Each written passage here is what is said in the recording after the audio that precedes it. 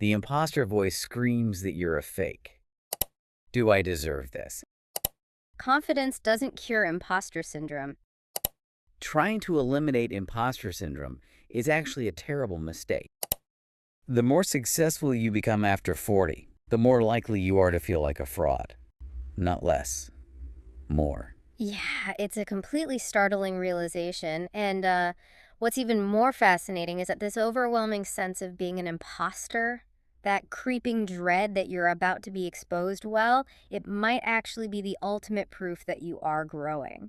Welcome, everyone, to the Living Better podcast. Living longer is a science. Living better is a choice. I'm Ethan. And I'm Kate. Thank you so much for taking the time to tune in today. If you find value in these conversations, please hit that like button, share this episode with a friend or a colleague, and subscribe to the channel. It really helps us continue to bring you these explorations, and it ensures you never miss an episode. Absolutely. Our mission for this episode is to completely break down the real mechanics behind why success breeds this specific type of doubt. Right.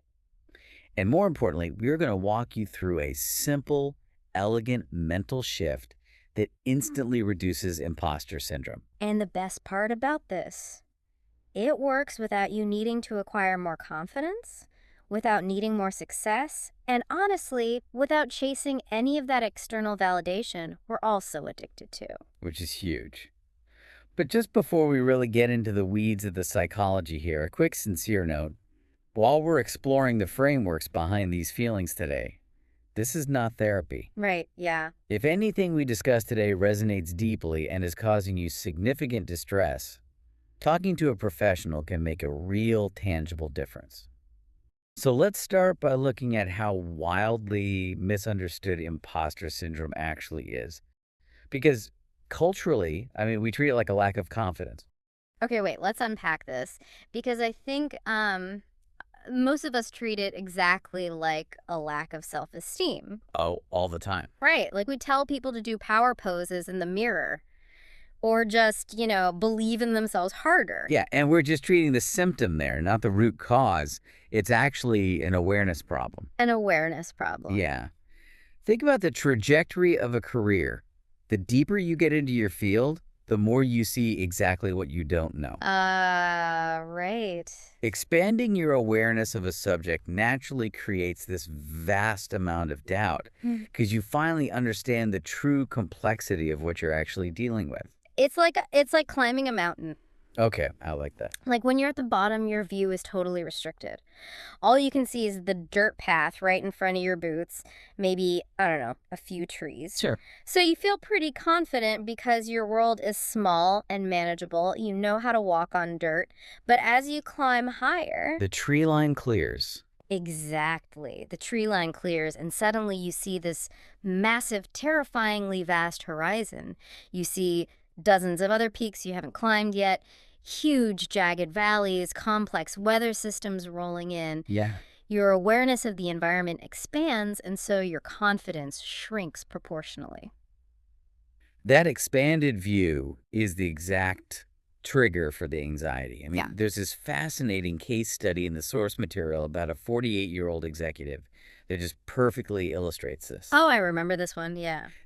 This is a guy at the absolute apex of his industry. He leads hundreds of people.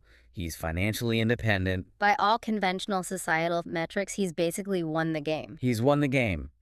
But his internal reality doesn't match that golden resume at all. Not even close. Yeah. He confessed that every single time he walks into a boardroom, he feels he is just one question away from being exposed. God. One question away. That is it's a chilling phrase, but it's universally relatable. It really is. And this dynamic is quietly happening everywhere, boardrooms, hospitals, law firms. It proves that the external validation, like the big salary in the corner office, they don't actually cure the internal feeling of being an imposter. No, they inflate it. The mountain you're standing on is higher, so the fall just feels deadlier. Which really forces us to look at the timeline of our lives. So why does crossing that threshold into your 40s or 50s amplify the anxiety so severely? What changes? Well, the sources break it down into three explosive realizations. First, it comes down to a massive collision between societal expectations and your internal reality. The expectation gap. Exactly. Society hands you a very specific script. By the time you reach middle age, your career trajectory, your financial stability, your core identity, they are all supposed to be perfectly figured out. Right. There is this hardened expectation. Like when you're in your 20s, it's totally culturally acceptable to be a complete mess. Oh, yeah. You're just figuring it out. You're figuring it out, and people give you a lot of grace for that. But at 40, people look at your gray hair or your senior title, and they just assume you hold all the answers. Yeah. You're the senior partner or the veteran, the parent. But internally, most people still feel like they're just figuring things out in real time. Like they're flying the plane while actively bolting the wings on. And that creates intense friction. You're wearing this mask of total competence, but your internal monologue is pure duct tape and glue. Totally. And because society expects you to have it all figured out, you naturally start looking around to see if everyone else actually does. Which brings us to the second reason. This fundamental shift in how we compare ourselves to others as we age. I mean, we're always comparing ourselves. It's just basic human nature. But the target kind of moves, doesn't it? It moves entirely. In your 20s, you compare yourself laterally. Right. You look at the person sitting in the cubicle next to you or the friends you graduated with. Yeah, but later in your career, that lateral comparison just disappears. Yeah. You aren't just looking at the people next to you anymore. Ah. You start comparing yourself to who you thought you would be by now. Oh, man. The imagined, idealized version of yourself. Yes. And that guy is completely flawless. He wakes up at 5 a.m., he meditates, he speaks 3 languages, and he literally never makes a bad investment. Exactly. He's a phantom. And alongside that phantom, you start comparing your daily reality to the absolute titans of your industry. You log online, you see these highlight reels of massive success, and you're comparing your messy, stressful day-to-day existence to a perfectly curated, imagined life. It's an unwinnable game. It is unwinnable. You cannot outperform an idealized fantasy. And the consequences of losing that game feel catastrophic now because of the third reason. The stakes are just fundamentally higher. Right. Like falling from the first rung of a ladder is a scraped knee. Falling from the 20th rung is a completely different story. When you're younger, failing often just means starting over. You lose a starter job, you've moved back in with your parents, you pivot. Yeah, no big deal. But when you have 2 decades of experience, you are no longer risking a minor setback. You're risking your established reputation, your core identity, who you've told yourself and everyone else you are. You're risking a mortgage, your family's stability, Yeah, everything you've painstakingly built over decades. exactly. And when you have those kinds of chips on the table, it turns that anxious voice in your head up to a deafening volume. You're constantly scanning the room for threats, just terrified of the person who's going to finally figure out you don't belong there. God, it sounds utterly exhausting. But here's where it gets really interesting, though. Yeah. Up until now, we've basically been diagnosing the disease. Right. And my natural instinct, and probably the instinct of anyone listening right now, is to ask for the antidote. Like, how do we completely eradicate this feeling from our brains? I just want the anxiety gone. Well, that instinct makes total sense. But trying to eliminate imposter syndrome is actually a terrible mistake. Wait, really? Yeah, it's a profound misunderstanding of what the feeling actually represents. We view doubt as a system failure. But if you stop feeling like an imposter, it likely means you've completely stopped growing. Wait, hold on. If I feel totally comfortable and confident in my job, I'm doing something wrong. Not wrong necessarily, but you are likely stagnating. You aren't pushing your boundaries anymore. Imposter syndrome is not a signal of failure. It is a biological and psychological signal that you are operating outside your comfort zone. It's like the burn you feel in your muscles when you lift a heavy weight. Yes. You don't go to the gym, feel the burn, and panic thinking, oh no, my muscles are failing. I need to drop the weights and never lift again to cure this burning sensation. Right, because the burn is the literal mechanism of growth. Wow, okay. That is the perfect way to look at it. The problem isn't the feeling itself. The feeling is just data. The problem is exclusively how we interpret that data. So it's about the story we tell ourselves about the feeling. Exactly. If you interpret the doubt as, I am a fraud and I'm going to be caught, well, it paralyzes you. You shrink back. Right. But if you interpret the doubt as, I'm stretching my capabilities and stepping into the unknown, it empowers you to keep moving. Okay, let's get deeply practical here, because understanding the anatomy of this syndrome is great in theory, but, when you're sitting in your car, sweating through your shirt before a massive presentation. Philosophy doesn't always help. Exactly. Philosophy goes out the window. So how do we actually handle it in the wild? The research we're looking at provides a toolkit of 4 concrete strategies. Yes. And the first one is all about changing the question you ask yourself in those moments of panic. Right. So when the anxiety sets in, the default question is almost always, do I deserve this? Which is just the worst possible question because it's entirely emotional. Highly subjective. Yeah, and when you're flooded with anxiety, your brain will always answer that question with a resounding, no, you don't deserve this. So we have to force objectivity.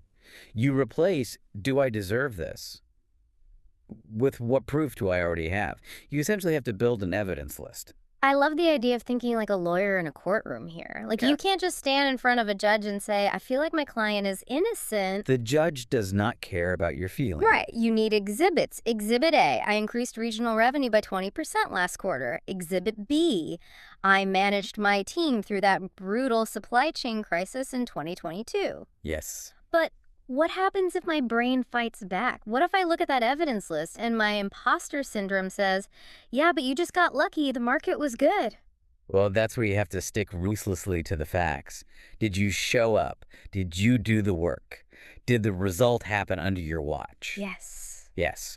Luck plays a role in every human endeavor, sure, but luck doesn't write quarterly reports, and luck doesn't manage people through a crisis. Facts cut through emotional distortion. You cannot argue with ink on paper. So physically writing down your tangible, undeniable wins anchors you to reality. It really does. It's an anchor. Okay, that tangible list anchors you. Absolutely. But that brings us to the second tool, because we also need to address how we define being good at our jobs. There's this outdated definition of competence that just sets us up to feel like frauds. Oh, completely. We think being competent means knowing absolutely everything. It's this idea that true experts have some sort of encyclopedic knowledge of their field, and they always know the right answer immediately. And if you don't know an answer, the imposter voice screams that you're a fake. Yeah. We have to fundamentally reframe competence. Competence isn't about knowing all the answers in advance. It's more like the Swiss Army knife approach. You don't know exactly what obstacle you're going to face in the woods, but you trust the tool in your pocket to help you adapt. It goes even deeper than that.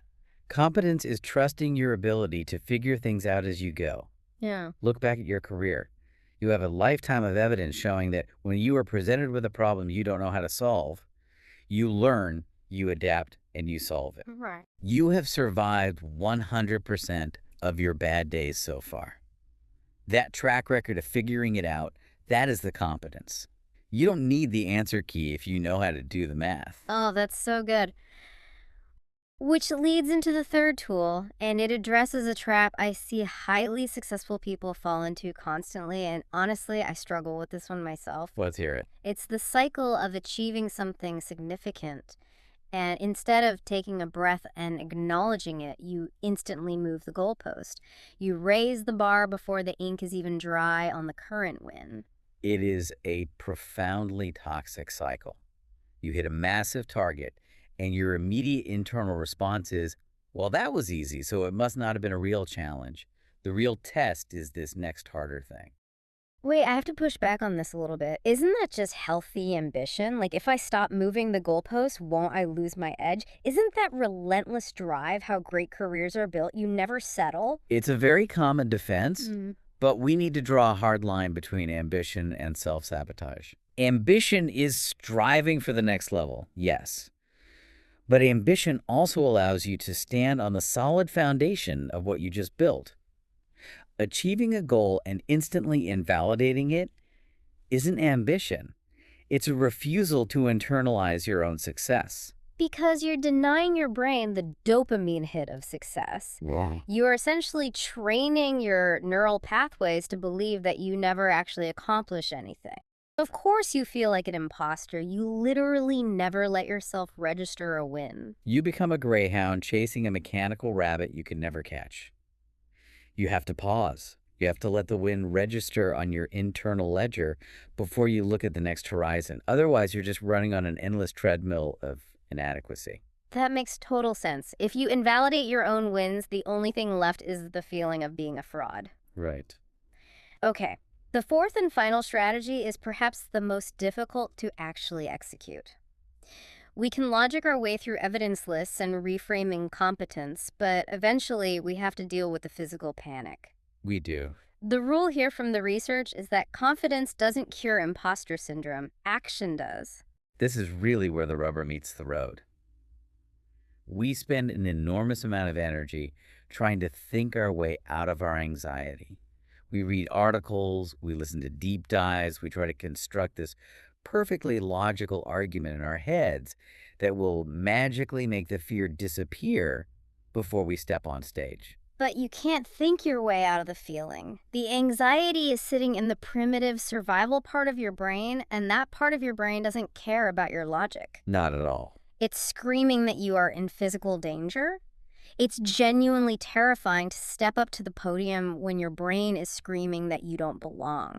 We're fighting against our own biological survival instincts here. Which is exactly why you have to let the action generate the confidence. You cannot wait for the confidence to arrive before you act. Right. You feel like a fraud, and you step up to the podium anyway. You feel unqualified. You hit send on the proposal anyway.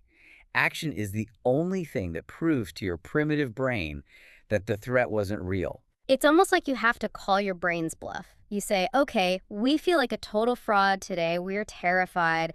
Let's go do the presentation anyway and see if the world actually ends. Yeah. And when the world doesn't end, the imposter syndrome loses its teeth.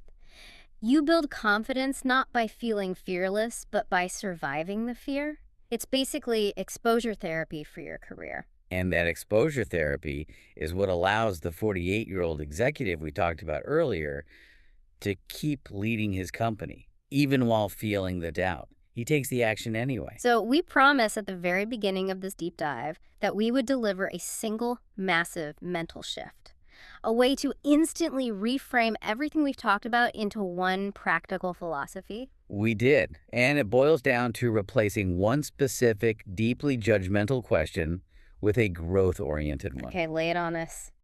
When you walk into a high-stakes room, your brain usually asks, do I belong here? Which is a terrifying pass-fail test. It implies there is a bouncer at the door of your career checking your credentials, and at any moment the bouncer could realize you don't have the right VIP pass and just throw you out onto the street. Exactly. It induces pure panic. You're constantly trying to prove your worth. So the shift is to stop asking, do I belong here? And start asking, what can I learn here? It completely changes the atmospheric pressure in your brain. What can I learn here is entirely open. It's endlessly curious. It has zero defensiveness built into it. And crucially, it is a metric entirely within your own control.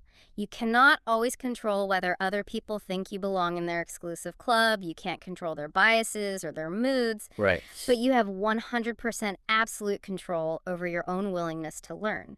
By shifting the question from belonging to learning, you instantly deactivate the threat response. You are no longer on trial for your life. You have magically transformed the terrifying environment from a courtroom where you're waiting to be sentenced into a classroom where you are actively gathering valuable information. Think about how radically this changes the way you, the person listening right now, walk into a terrifyingly difficult conversation or start a massive new job tomorrow morning.